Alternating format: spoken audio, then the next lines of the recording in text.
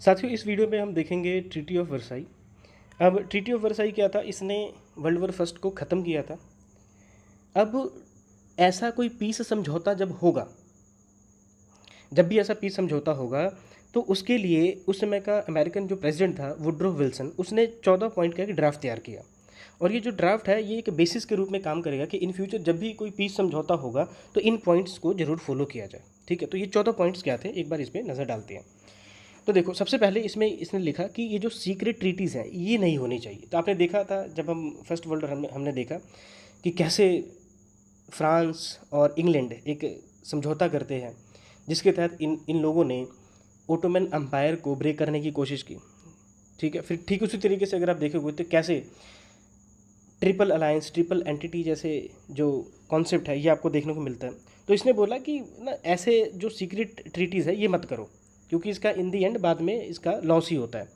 फिर उसके बाद नेविगेशन जो है फ्री होना चाहिए, इंटरनेशनल ट्रेड जो है, इंटरनेशनल जो सी रूट है वो सेफ़ होना चाहिए। ठीक है, ये क्यों होना चाहिए? क्योंकि अमेरिकन का खुद का यहाँ पे एक्सपीरियंस था कि कैसे जर्मनी वालों ने इनके शिप को डुबाना चालू कर दिया था।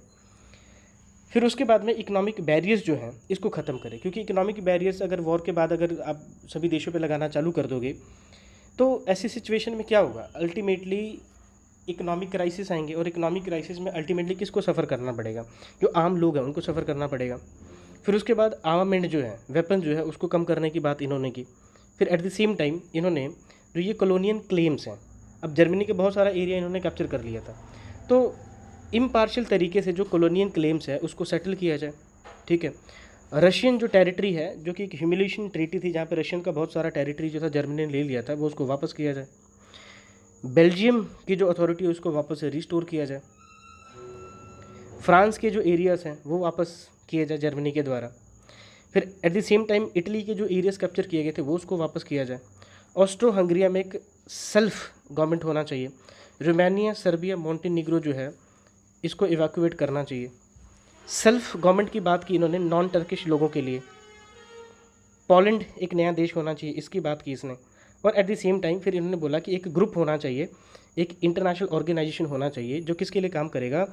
वर्ल्ड में पीस प्रमोट करने के लिए और वॉर काइंड सिचुएशन ना डेवलप हो उसको रोकने के लिए। तो ये 14 पॉइंट्स थे। तो वर्ल्ड वॉर फर्स्ट जो था वो ख़त्म होता है ट्रीटी ऑफ वर्साई के साथ में। और ट्रीटी ऑफ वर्साई जब भी होगा या ऐसा कोई भी समझौता होगा तो वो 14 जो पॉइंट्स थे उस पर बेस्ड होने चाहिए थे। ठीक, अभी हम इसके पॉइंट देखेंगे कि क्या उस पर बेस्ड था कि नहीं था। तो अगर मान लो कभी आपसे कोई पूछे कि ये जो फर्स्ट वर्ल्ड वॉर था वो किस समझौते से खत्म हुआ, तो ये ट्रीटी ऑफ वर्साई से हुआ। ठीक है, और ये समझौता कब होता है? जून 28, 1919 को होता है, और इसी से वर्ल्ड वॉर फर्स्ट जो है ये खत्म होता है।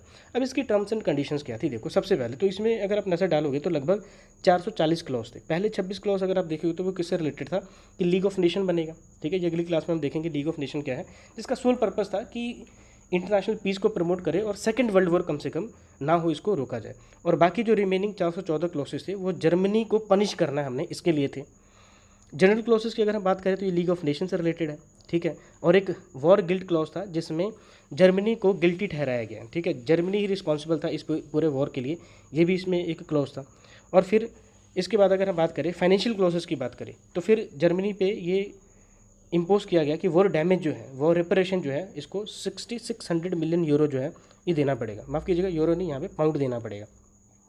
मिलिट्री कॉसेस की बात करें तो इन्होंने बोला कि जर्मनी के पास सिर्फ 1 लाख सोल्जर होने चाहिए, नेवी में सिर्फ 6 जहाज़ें होने चाहिए, कोई सबमरीन नहीं होना चाहिए, एयरफोर्स इनका नहीं होगा, और राइन लैंड जो है यहाँ पे जर्मनी की मिलिट्री नहीं होनी चाहिए। फिर ऐसे अगर बात करें टेरिटोरियल क्लॉसेस की तो अलग अलग एरियाज के जो ये ज़मीनें हैं जिस पे जर्मनी ने कैप्चर कर लिया था, ठीक है, अब ये वापस किए जाएंगे। ठीक है, तो एक टर्म ये आपने याद रखना है, एंसेलस। तो ये एंसेलस जो है बेसिकली इसका मतलब होता है कि जर्मनी जो है ऑस्ट्रिया हंगरी वाला जो एरिया है इसको कैप्चर कर लेगा और ये जर्मनी का पार्ट बन जाएगा। तो इन क्लॉजेस में लिखा गया कि ऑस्ट्रिया का जो एरिया है उसको जर्मनी कैप्चर नहीं करेगा। ठीक है, और एल्सेस लोरेन वाला जो एरिया है जर्मनी फ्रांस को वापस लौटा देगा। यूपीन मालमीडी वाला जो एरिया वो बेल्जियम को मिल जाएगा। नॉर्थ शेल्विंग जो है ये डेनमार्क को मिलेगा। और बहुत सारे लैंड जो हैं चेकोस्लोवाकिया को दिया जाएगा, पोलैंड को दिया जाएगा, पोलैंड एक नया देश बनेगा। और लीग ऑफ नेशन जो है उसका रोल क्या होगा कि वो जर्मन कॉलोनीज जो थी उसको लुक आफ्टर करे। पॉलिटिकल क्लॉसेस की अगर हम बात करें तो पॉलिटिकल क्लॉसेस में लिखा कि जर्मनी जो है वो Belgium, Poland, Czechoslovakia, German, Austria को एक इंडिपेंडेंट नेशन के रूप में कंसीडर करेगा। और एट द सेम टाइम जो इन्होंने समझौते किए थे, जर्मनी ने जो समझौता किया था रशिया के साथ में और रोमानिया के साथ में, जो कि रशिया और रोमानिया के अगेंस्ट थे, इसको भी हम ख़त्म करेंगे। तो ये कुछ पॉलिटिकल क्लोजेस थे। अब ये क्लोजेस जो हमने देखा ये जर्मनी के बिल्कुल अगेंस्ट था, इसलिए जर्मनी ने इसको ऑब्जेक्ट किया।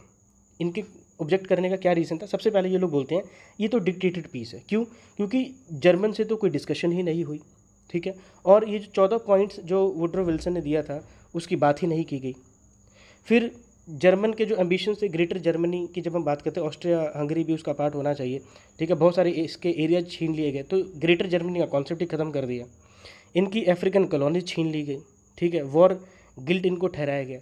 तो इस वॉर के लिए सिर्फ एक देश तो रिस्पॉन्सिबल नहीं है, तो जर्मनी को सिर्फ क्यों ठहराया जाए दोषी इसके लिए? तो इसका भी ऑब्जेक्शन था। और वॉर रिपरेशन के रूप में इतना सारा पैसा उनसे मांग लेना। अब देखो, अब इतना हार्श कंडीशन अगर एक देश पे अगर आप लगा दोगे तो ऑब्वियस ही बात है इसका इम्पैक्ट उस देश पे क्या पड़ेगा। तो जर्मनी में ऐसा रिजेंटमेंट आया, वहाँ पे नाजिज्म का कॉन्सेप्ट आया, और अल्टीमेटली इसने एक बहुत बड़ा मेजर रोल प्ले किया कि कैसे सेकेंड वर्ल्ड वॉर होगा। और जर्मन में इकोनॉमिक क्राइसिस आते हैं, जिसका अल्टीमेटली लॉस वहाँ के आम लोगों को देखने को मिलता है, जहाँ पे आप देखोगे कि लगभग मतलब एक एक ब्रेड के जो प्राइसेस है वो लाखों में हो चुके थे तब। तो इस वीडियो में इतना ही। अगली क्लास में हम देखते हैं लीग ऑफ नेशन क्या था।